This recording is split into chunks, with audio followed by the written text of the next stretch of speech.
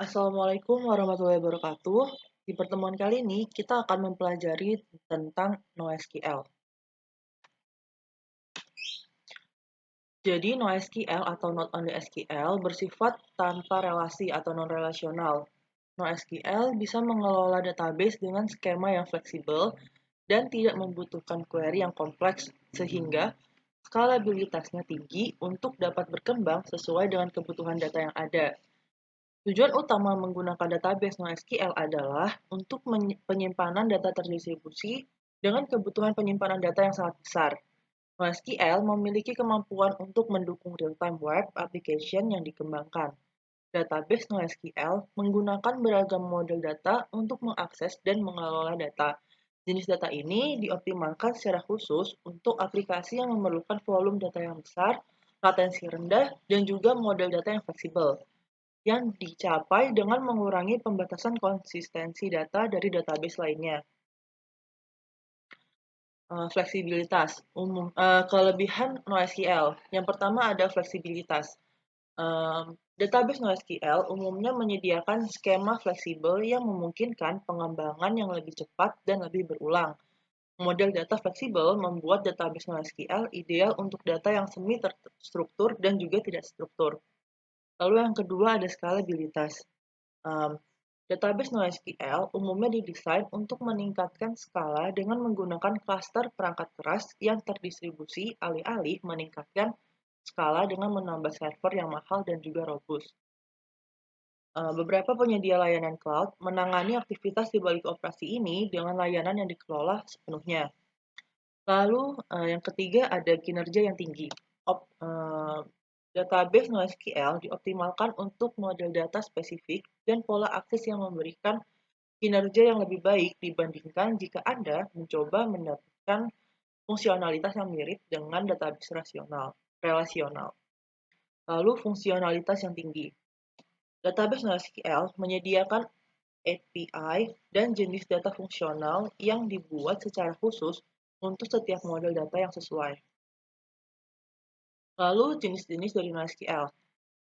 Di sini yang pertama ada key value, di mana key value itu merupakan database yang menyimpan database dalam pasangan key atau value berbentuk tabel hash yang simple dan cocok digunakan untuk menyimpan banyak data tanpa menggunakan query yang rumit saat hendak memprosesnya. Setiap key unik dan value-nya dapat berupa JSON, blob atau binary large object, lalu ada string dan lainnya. Nah, di sini ada contohnya di mana key-nya adalah umur, value-nya adalah Cristiano Ronaldo. Key-nya umur, value-nya 35 dan seterusnya. Beberapa database key value yang populer adalah Redis, DynamoDB, dan juga React. Lalu ada column base, di mana column base ini sangat cocok untuk query sum, count, average, mean, dan semacamnya. Kelebihan utama NoSQL column base adalah fleksibilitas kolomnya. Setiap kolom tak terikat dengan kolom lainnya, maka kita bebas mengubah kolom apapun tanpa mempengaruhi yang lain. Nah, di sini ada contoh dari bentuk column base, di mana di sini ada column family, ada row key, ada nama kolomnya, ada key dan juga value-nya. Nah, beberapa database column base yang populer antara lain ada HBase, Cassandra, dan juga Hypertable. Lalu ada dokumen oriented. Jenis database ini menggunakan data yang berisi sepasang key dan value yang disimpan di dokumen dengan format JSON atau XML. Setiap dokumen berisi dengan field dan juga value. Value di sini bisa saja berupa string, angka, boolean, arrays, hingga objek. JSON memiliki kemiripan struktur yang digunakan jenis NoSQL tersebut. Dengan pendekatan ini, kita tidak perlu mengetahui kolom-kolomnya terlebih dahulu seperti di SQL. Karena itu, jenis database dokumen oriented ini kebanyakan digunakan untuk CMS, platform blogging, analisis real-time, dan juga aplikasi e-commerce. Nah, berikut adalah perbandingan dokumen oriented NoSQL dengan relational SQL. Di mana di sini kalau relational SQL itu, di sini ada kolom 1, kolom 2, dan kolom 3, di mana masing-masingnya memiliki data masing. Sedangkan kalau dokumen oriented NoSQL, di sini ada dokumen 1, 2, 3, di mana masing-masing dokumen terdapat prop 1 berupa data, prop 2 data, dan seterusnya. Beberapa database dokumen oriented yang populer antara lain ada Amazon SimpleDB, CouchDB, dan juga MongoDB. Lalu ada GraphBase. GraphBase adalah jenis database NoSQL yang berfokus untuk menyimpan hubungan antar entitas. Entitas tersebut disimpan dalam bentuk node, sedangkan hubungan antar entitasnya disebut sebagai edge. Berikut adalah contoh dari NoSQL GraphBase, di mana di sini person itu memiliki hubungan dengan person, orang dengan orang memiliki hubungan yang dinamakan friends. Lalu orang dengan restoran itu memiliki hubungan bahwa seseorang ini menyukai suatu restoran menurut rating dan juga review dan lain sebagainya. Lalu ada restoran city, di mana sebuah restoran itu berlokasi di suatu negara, suatu kota berdasarkan address dan lain-lain dan seterusnya. GraphBase ini sangat cocok dipakai jika Anda ingin menemukan pola yang saling berhubungan dalam data. Maka dari itu, jenis database ini umumnya digunakan untuk media sosial, mendeteksi penipuan, dan juga data spasial. Beberapa database GraphBase yang populer antara lain ada Neo4j, Janus Graph, dan juga Infinite Graph. Lalu di sini ada software NoSQL. Di sini terdapat 10 software NoSQL yang saya cantumkan. Kalian bisa baca sendiri.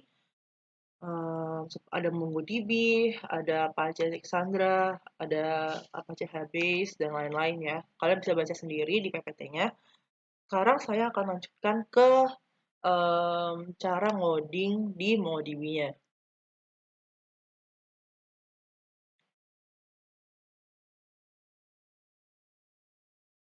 Oke, di sini saya buka, kalau kalian mengikuti tutorial sebelumnya yang sudah saya kirimkan ke kalian, di sini saya membuka MongoShell untuk melakukan uji coding pada hari ini. Nah, di sini kalau kita klik dulu show DBS, maka akan muncul bahwa di dalam database MongoDB ini terdapat database admin, config, dan juga lokal. Lalu untuk membuat database baru, kita bisa menggunakan use spasi nama database-nya, misalkan db underscore coba gitu misalkan ya. Coba. Oke. Nah, di sini udah ada switch to db underscore coba. Oke, di sini kita udah masuk ke dalam database cobanya. Tapi kalau misalkan kita mau lihat database kita, nah di sini belum ada nih si db coba karena kita belum memasukkan collection atau table apapun di situ. Jadi di sini kita langsung aja kalau mau bikin tabel, kita bisa menggunakan db.create terus collection. Jangan lupa C-nya di bagian collection itu besar, sedangkan C di bagian create itu kecil ya. Lalu nama tabelnya. Misalkan nama tabelnya adalah mahasiswa gitu ya. Oke, saya enter. Nah, oke, di sini udah diterima. Setelah itu kita coba bikin datanya di dalamnya ya. Misalkan db.admin, di mana admin ini adalah nama itunya. Oh, maaf. Oh iya, mahasiswa. Sorry. Mahasiswa, nama tabelnya, terus dot insert one. Di sini maksudnya kita memasukkan satu data, makanya kita menggunakan insert one. Lalu misalkan di dalam tabel ini ada nama, tuh ya. Nah, namanya itu misalkan Farah. Nama, terus ada npm,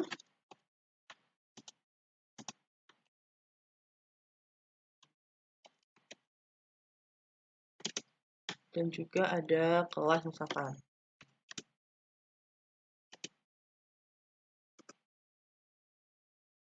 Kan gini ya. Nah, di sini nama itu adalah field dari database kita, sedangkan vara ini adalah data dari database kita. Begitupun juga dengan npm dan juga kelas. Nah, setiap kita memasukkan data baru, kita harus menginisialisasikan juga si field-nya gitu. Jadi kayak gini nanti kalau misalkan kalian ngoding ada nama field-nya yaitu nama misalkan ya, terus nama datanya apa, lalu seterusnya dan seterusnya. Di enter aja. Oke, di sini ada error. Sebentar.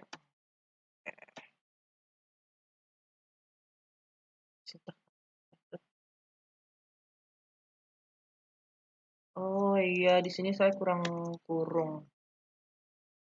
Oke, di sini kurang kurung. Nah, di sini udah muncul nih. Kalau ini true, terus insert ID, object ID-nya tuh ini ya. Setelah itu,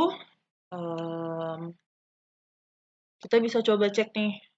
Kalau misalnya kita mau ngecek daftar dari tabel yang udah kita bikin, kita bisa pakai db dot show collection. Show collection, tapi pakai S ya, collections. Nah, di sini diketahui bahwa kita cuma punya tabel yaitu mahasiswa. Setelah itu, kalau misalkan kita mau menampilkan semua data yang ada di tabel mahasiswa, kita bisa pakai db dot nama tabelnya mahasiswa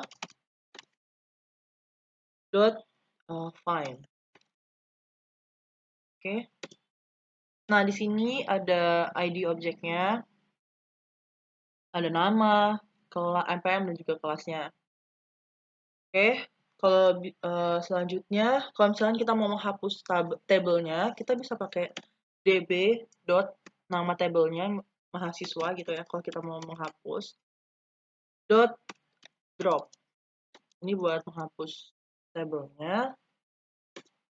Oke, true berarti sudah selesai. Jadi kalau misalkan kita mau ngecek apakah si mahasiswa itu masih ada, show collections. Nah, maka di sini kosong. Oke. Setelah itu, kalau misalkan kita mau menghapus database yang udah kita buat, kita bisa pakai db dot drop database.